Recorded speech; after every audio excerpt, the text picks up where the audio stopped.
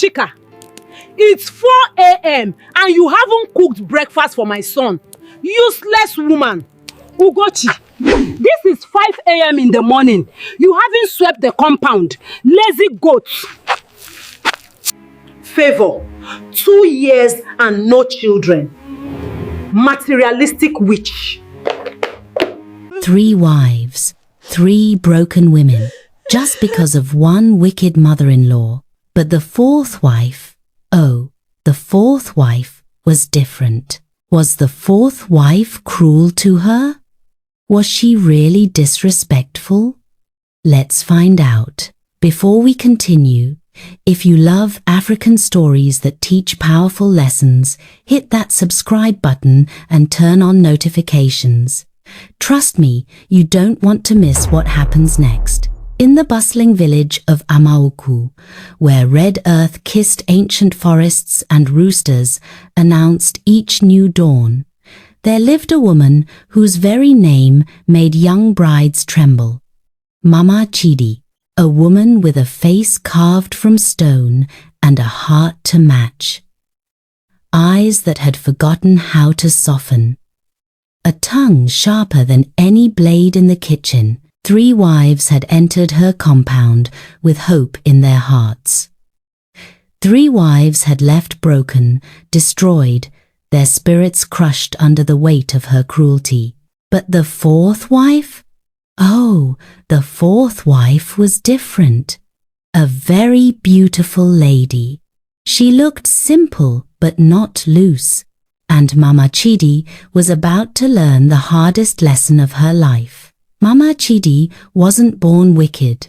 Life had made her that way, or so she told herself during those rare quiet moments when memory crept in uninvited. When her husband died, leaving her alone with baby Chidi, something inside her turned to ice. She made a vow over his grave, her fingers digging into the fresh earth. No woman will ever be good enough for my son.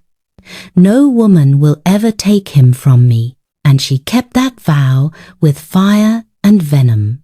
Chidi grew into everything a mother could want. Tall and strong like the Iroko tree, kind and gentle like morning breeze. Every girl in Amaukwu dreamed of marrying him. But marrying Chidi meant living with Mama Chidi, and that was a price too heavy for any woman to pay. The elders tried to warn him. "My son," old Papa Namdi said one evening, palm wine warming his belly, "your mother's love has become a prison. She will destroy every woman you bring home." But Chidi loved his mother. He made excuses. "She's just protective. She's been through so much. The next wife will understand her better." He had no idea how wrong he was. Chica came first. Beautiful, respectful, hard-working. Her family was respected. Her upbringing was solid. The village celebrated the wedding with joy and dancing, but the torture started on the very first night. "Chica, it's 4 a.m. Where is my son's breakfast? You want him to go to farm with empty stomach?" Lazy girl. Chica's eyes flew open in darkness. Her body ached from the wedding. She had slept maybe 2 hours. But she jumped up and ran to the kitchen, heart pounding with terror. "I'm sorry, Mama. I'll cook right now." "Sorry? Sorry doesn't fill a man's belly. What did your mother teach you? To sleep while your husband suffers? Every single morning, the same horror. Every single night, pure exhaustion. This soup tastes like dirty water. You used too much salt. You want to kill my son with high blood pressure? The compound is dirty. Are you blind or just stupid? Why are you smiling? You think this is a playground? That wrapper is too tight. Trying to seduce other men, That wrapper is too loose.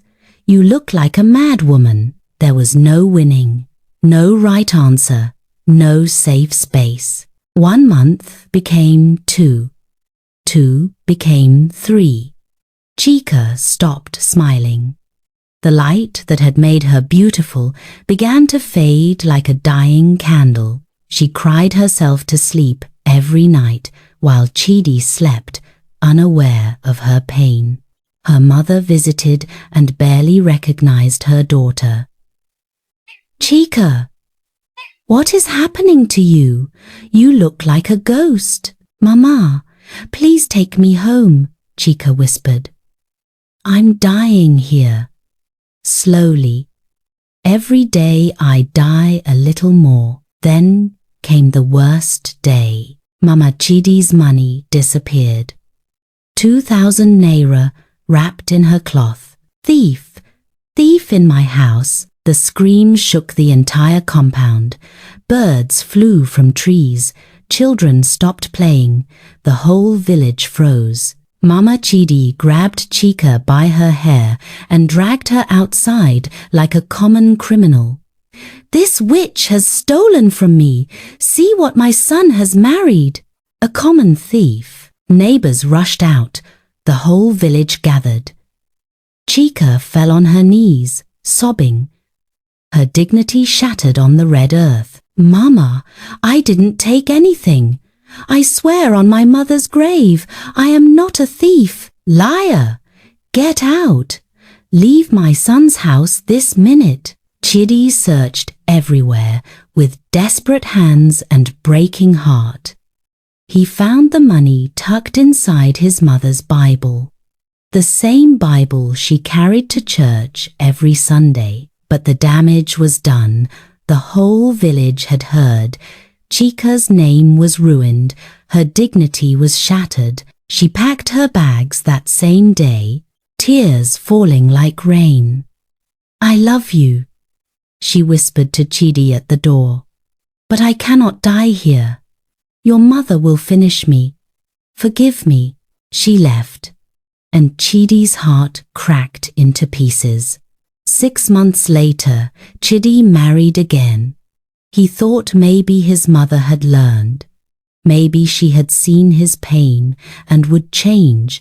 Ugotchi was quiet, gentle, incredibly hardworking. She woke before dawn, never complained, never asked for anything.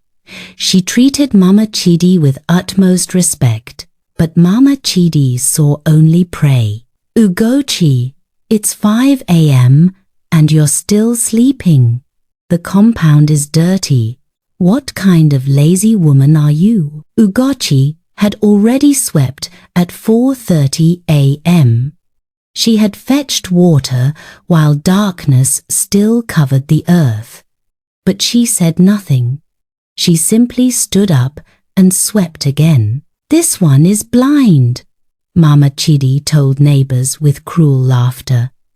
She sweeps but sees no dirt. Every day brought fresh torture. Why are you wearing earrings? Trying to seduce other men? You're wasting my firewood. Do you think it grows on trees? Look at how you're eating, like a hungry goat. When Ugotchi asked Chidi for money to buy soap, just ordinary bathing soap, Mama Chidi exploded. Soap? Soap? So this is why you married my son? For money? You materialistic woman. Today it's soap, tomorrow it's gold. You want to drain my son dry. Ugotchi stopped eating proper meals. She gave her portions to Chidi, claiming she had already eaten. But her clothes began to hang loose.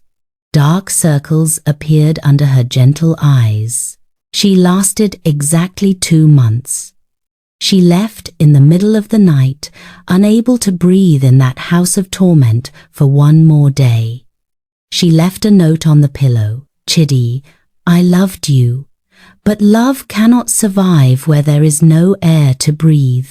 Forgive me. Favor was different. Educated, 2 degrees. a job at the local school. She had confidence and fire in her eyes. She thought she could survive Mama Chidi. She couldn't. 2 years of marriage and no children. 2 years. What kind of woman are you? Every gathering, every meeting, every church service, Favor went to the hospital. The tests showed nothing wrong. But Mama Chidi didn't care about medical reports. Doctors lie to collect money. I know a barren woman when I see one. You're buying handbags and phones, but you can't give my son a child. When Favor finally got pregnant after 3 years, the joy was overwhelming. But it didn't last. The stress continued. The shouting never stopped. You're eating too much. You'll get fat and ugly. You're eating too little. You want to starve my grandchild? When Favor miscarried at 5 months from stress and high blood pressure, Mama Chidi had no sympathy. See? Even God knows you're not worthy. Even God rejected your womb. Those words broke something in Favor that could never be repaired. She packed her bags that same week, her spirit completely shattered. She didn't even look back. 3 wives destroyed. 3 hearts shattered. 3 dreams dead. Chidi sat alone and cried. Mama, I'm done. I can't watch another woman suffer. Mama Chidi smiled, satisfied. Her son would remain hers, forever, just as she had planned. But fate had other plans. One Tuesday morning at Amaukwu market, Chidi saw a woman buying tomatoes. She wore a simple wrapper and headscarf. Nothing fancy, but there was something different about her. Something in her calm eyes that looked like deep water. Something in the way she moved, like someone who had seen storms and learned to dance in the rain. Good morning, Chidi said shyly. She turned and smiled, not flirtatious, not calculating, just genuine. Good morning, I'm Chidi. I haven't seen you here before. I'm Adaeze. I just moved to the next village. They talked. Hours passed like minutes. She had wisdom in her eyes that didn't match her years. She spoke about life like someone who had truly lived it, who had suffered, survived, and kept her soul intact. By sunset, Chidi knew this was the woman he wanted to marry, but fear gripped his heart. What would his mother do to this one? I should tell you something, he said. My mother is difficult, very difficult. I've been married 3 times before, and I know, Adaeze said softly. The whole region knows about Mama Chidi. Then why are you still talking to me?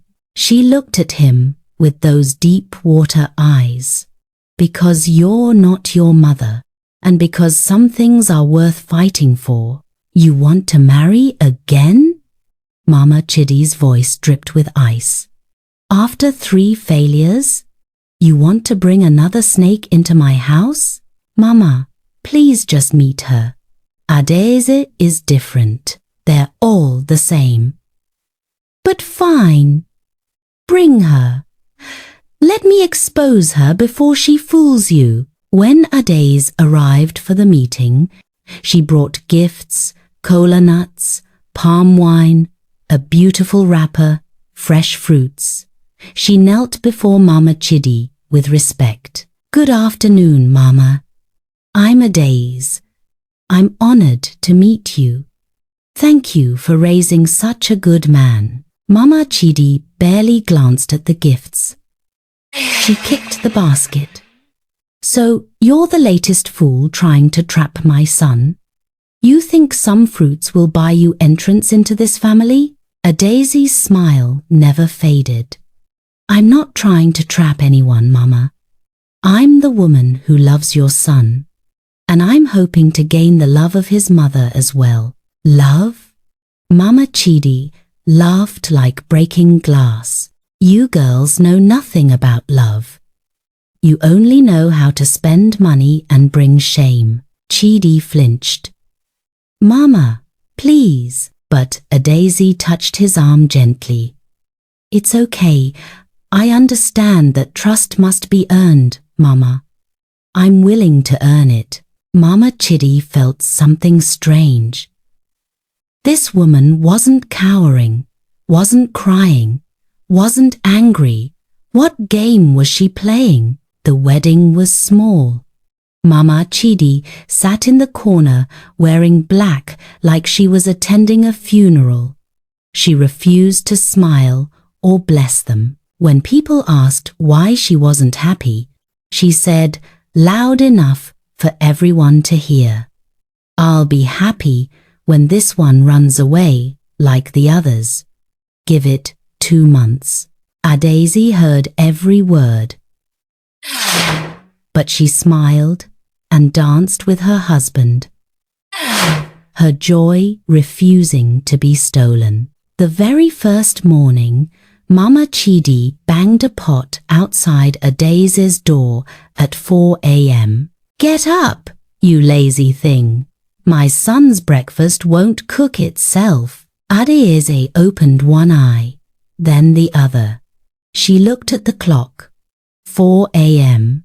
Then she did something no other wife had done. She turned over and went back to sleep. Mama Chidi banged harder. Are you DEF? I said, get up. Adaeze's voice came from inside, calm and sleepy. Mama, it's 4 a.m. Breakfast will be ready at 7 a.m. when normal people eat. Good night. Mama Chidi stood frozen, the pot still in her hand. Did this girl just dismiss her? When Chidi woke at 6:30, delicious smells filled the house. Adaeze had prepared a feast: yam porridge, fried eggs, fresh bread, hot tea. Where's Mama's food? Chidi asked. In the kitchen, getting cold, Adaeze said sweetly. I called her at 6:30 when I started cooking. She didn't come. I can't force an adult to eat. Mama Chidi appeared, fury in her eyes. You cooked without me supervising you? Who do you think you are? I'm the wife, Adaeze said simply, smiling, and I know how to cook. But thank you for your concern, Mama. That afternoon, Mama Chidi inspected the compound with her usual eagle eyes. This compound is filthy. You haven't swept at all. Adaeze looked up from where she was reading a book in the shade. I swept at 6 a.m., Mama. If it's dirty now, perhaps you could show me which part needs attention. Mama Chidi pointed at a perfectly clean corner. There! Can't you see the dirt? Adaeze walked over, examined it closely, then turned to Mama Chidi with concerned eyes. Mama, I don't see any dirt there. Perhaps we should take you to the hospital? Sometimes vision problems can start suddenly in our elders. We should check your eyes. The neighbors who were watching struggled not to laugh. Mama Chidi's face turned red. My eyes are fine. Oh, thank God, Adaeze said with relief. Then the compound must be clean. I was worried for a moment. That evening, Mama Chidi prepared her favorite test. She cooked dinner herself, something she never did, and deliberately oversalted it until it was nearly inedible. At dinner, she watched Adaeze take the first bite. Adaeze's face remained pleasant. She took another bite, then another. How is the food? Mama Chidi asked with false sweetness. Interesting, Adaeze said diplomatically. Very bold flavors. She finished her entire plate without complaint drank a lot of water, then stood up. Thank you for cooking, Mama. It's nice to have a night off. Tomorrow, I'll cook again so you can rest your hands. Mama Chidi was confused. Where was the complaint, the criticism, the disgust? The next morning, Adaeze cooked breakfast. Perfectly seasoned, delicious food. But she only set 2 plates, one for herself and one for Chidi. Where's my food? Mama Chidi demanded. Oh, Mama, I wasn't sure if you'd want my cooking after your delicious meal last night. I didn't want to disappoint you with my simple food. But don't worry, there's leftover rice in the pot from yesterday. You can heat it up. Chidi looked confused. Mama Chidi looked furious. But Adaeze just smiled sweetly and ate her breakfast. 2 could play this game. By the end of the first week, Mama Chidi was exhausted. Every trap she set, Adaeze somehow turned around. Every insult was met with such pleasant misunderstanding that Mama Chidi looked like the unreasonable one. Your wrapper is too tight. Trying to seduce other men? Thank you for noticing, Mama. I'll take it as a compliment that you think I look attractive. You have such a keen eye for fashion. That food is too oily. Oh, I'm so glad you're concerned about healthy eating, Mama. I'll make sure to prepare only light, healthy meals for you from now on. Boiled vegetables and plain rice. No more fried foods for your delicate stomach. You're wasting water. You're absolutely right, Mama. From now on, I'll only fetch water for Chidi and myself. At your age, you shouldn't be using too much water anyway. It's not good for the joints. Every single time, Adaeze agreed with her, then used that agreement to make Mama Chidi's life slightly less comfortable. The second week, Mama Chidi escalated. She poured a bucket of dirty water on the floor Adaeze had just cleaned. Adaeze looked at the mess, then at Mama Chidi. Then she smiled. Oh, Mama, your hands must be getting weak. Don't worry, I'll clean it. But I think we need to have Chidi take you to the doctor. First your eyes, now your hands shaking so badly you're dropping water buckets. We need to make sure you're okay. My hands are not shaking. Then you poured it deliberately? Adaeze's voice was full of innocent concern. Mama, that would be very childish behavior. And you're not a child, are you? So it must be a medical problem. Don't worry, we'll get you help. The neighbors who witnessed this struggled to keep straight faces. Mama Chidi realized with horror that Adaeze had trapped her. If she admitted to doing it on purpose, she looked petty and cruel. If she denied it, she was sick and needed a doctor. She said nothing and walked away. Fuming. That afternoon, Mama Chidi tore down all the clothes Adaeze had washed and threw them in the mud. Adaeze came outside and saw the mess. She looked at Mama Chidi. Then she did something unexpected. She laughed. Not a bitter laugh. A genuine, amused laugh. Mama, Mama, Mama, she said, shaking her head with a smile. You're working so hard to chase me away. All this energy, tearing down clothes, pouring water, making up complaints. If you put half this energy into being kind, imagine how peaceful your life would be. She picked up one muddy dress and examined it. But I have to admit, you're creative. The other wives probably didn't laugh at your tricks.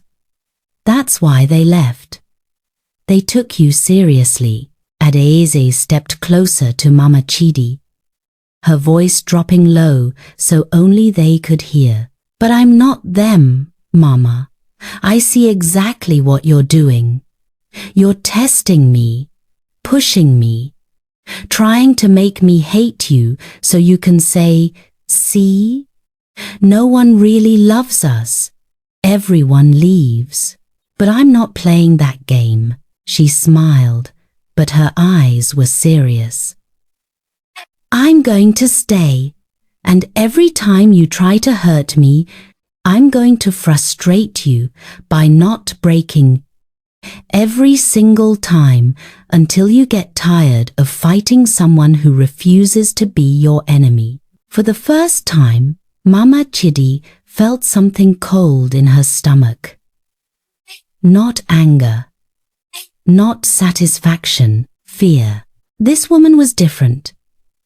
This woman saw through her. And this woman wasn't going anywhere. The war intensified. Mama Chidi started accidentally breaking Adaze's things. A favorite cup, a wrapper, a hair comb.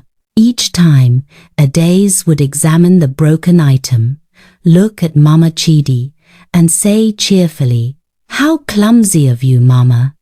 At your age, these accidents happen. Maybe we should child-proof the house, put soft covers on sharp corners, keep fragile things up high where you can't reach them, like they do for toddlers." The comparison to a toddler made Mama Chidi's blood boil. When Mama Chidi complained loudly to neighbors that Adaeze was disrespectful, Adaeze would appear with a concerned face. Is Mama telling stories again? Poor thing.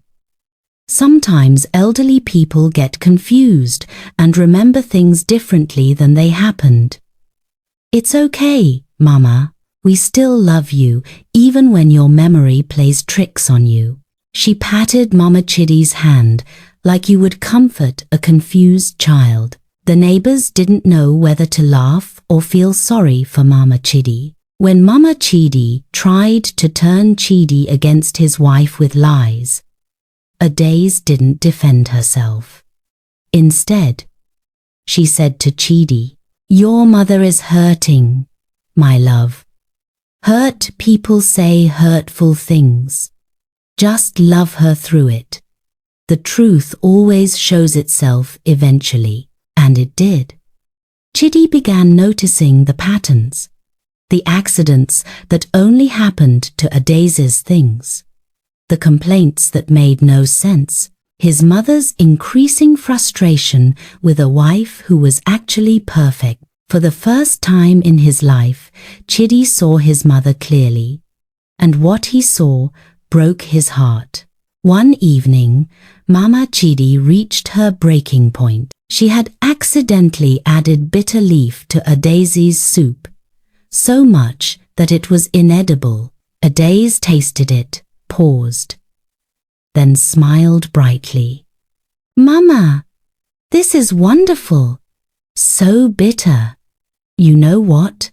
This is perfect for your health. Bitter leaf is excellent for old people, helps with digestion, blood pressure, everything. From now on, I'll make all your meals this bitter. For your health, I don't want bitter soup." "Oh, but Mama, you made it this way. I thought this was your preference. And at your age, we have to think about your health. Don't worry. I'll make sure every single meal is this healthy and bitter. Because I care about you." That night, Mama Chidi ate the most bitter soup of her life. Every spoonful was torture, and Adaeze watched with a sweet smile, making sure she finished every drop. "Good for your health, Mama." The next morning, Mama Chidi woke up to find her room had been rearranged. "What did you do?" she demanded. "Oh, Mama, I'm worried about you.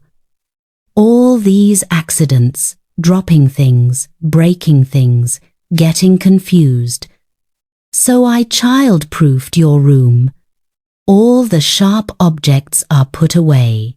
I've arranged everything at easy height for you. And look, I even got you this nice walking stick for safety." Adaeze presented a walking stick with a bright smile. I'm not an invalid. Of course not, Mama.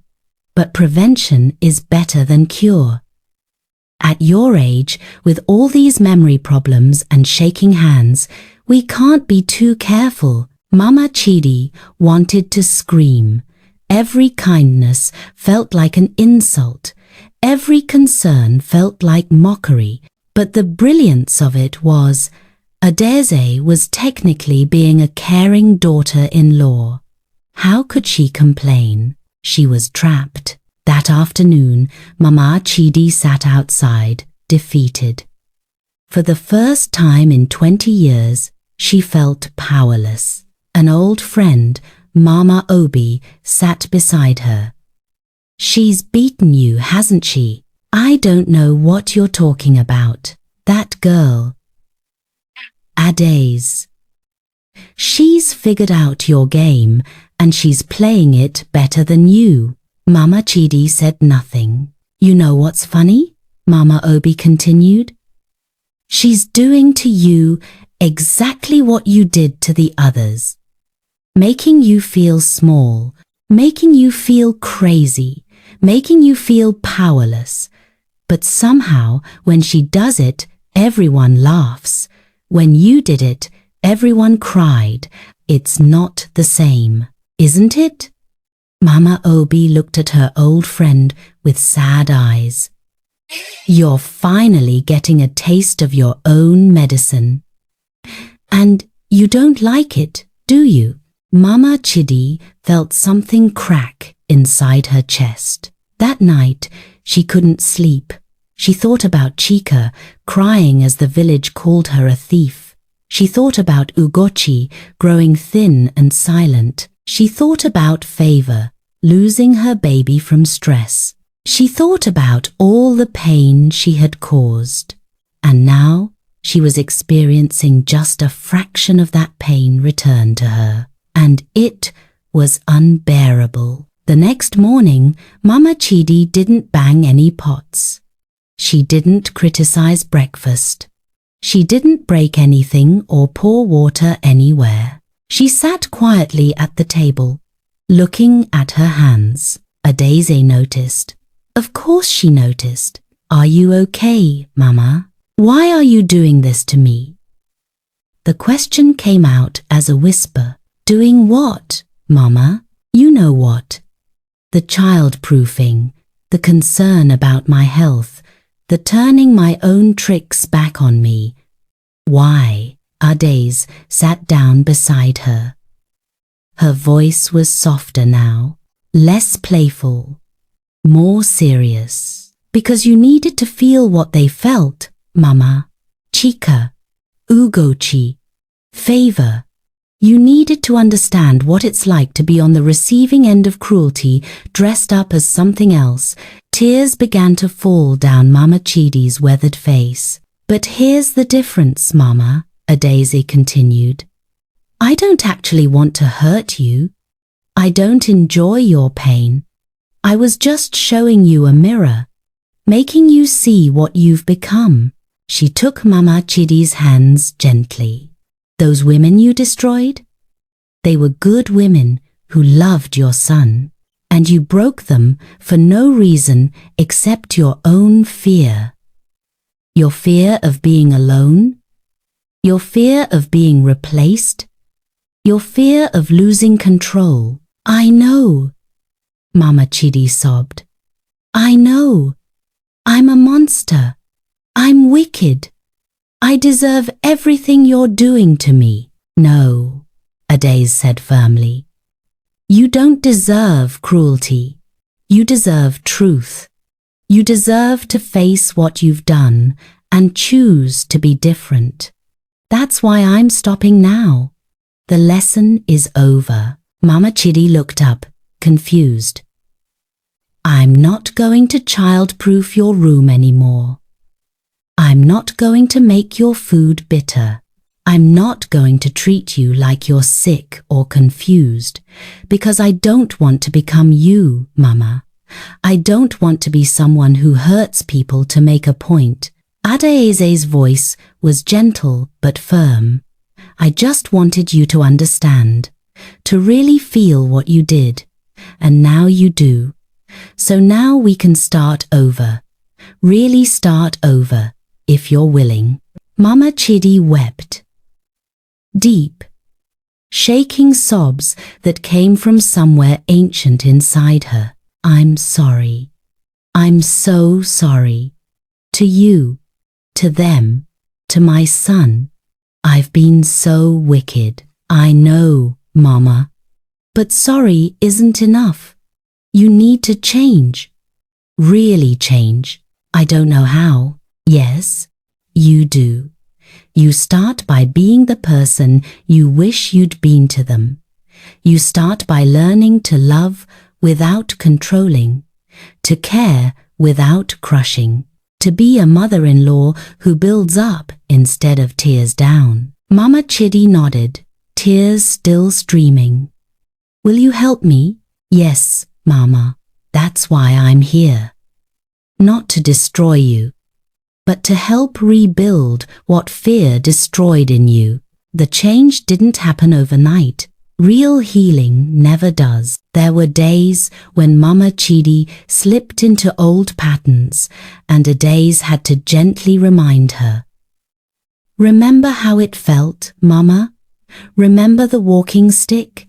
And Mama Chidi would stop, take a breath, and choose differently. Slowly, the woman who had been stone began to soften. She learned to say thank you instead of criticism. She learned to help instead of hinder. She learned that loving Chidi didn't mean controlling everyone around him. And when Adaeze became pregnant, Mama Chidi did something unprecedented. She went to Chica, Ugotchi, and Favor. One by one, she knelt before the women she had destroyed and begged forgiveness. I was wrong. So wrong. I can't undo what I did. But I want you to know, I see it now. I understand. And I'm sorry. From the deepest part of my heart, I'm sorry. Some forgave quickly. Some took time. But all of them saw the genuine change. When Adaeze gave birth to a baby boy, Mama Chidi held him with trembling hands and whispered, I will be better for you. I will teach you that love doesn't control, that family doesn't hurt. That strength means protecting, not destroying. Years later, when young brides came to Adaeze for advice about difficult mothers-in-law, she would tell them this. Sometimes the only way to stop a bully is to show them exactly how their bullying feels. Not to be cruel, but to hold up a mirror until they really see themselves. But, and this is important, you have to know when to stop. When the lesson is learned, you stop. Because if you don't, you become exactly what you were fighting against. And Mama Chidi, now a changed woman who spent her days playing with grandchildren and helping young wives, would add with the wisdom of someone who had learned the hardest way. And sometimes you need someone brave enough to give you your own medicine. Someone who loves you enough to show you the truth, even when it tastes bitter. Adaeze didn't just beat me. She saved me. By showing me who I'd become and giving me the chance to be someone different. The village of Amaukwu learned a powerful lesson. That sometimes the only way to defeat cruelty is to reflect it back, not to destroy, but to illuminate. To show the cruel person their own reflection until they can no longer avoid seeing the truth. The wicked mother-in-law had finally met her match.